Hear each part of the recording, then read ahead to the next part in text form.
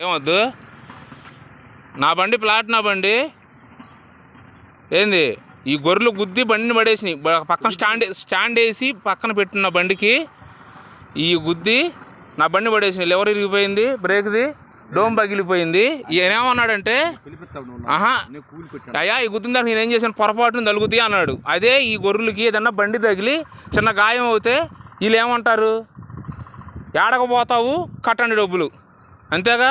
ఇప్పుడు మరి నా బండికి డోమ్ పగిలిపోయింది ఇక నా మాట అన్నాడు. ఏంది పిలిపి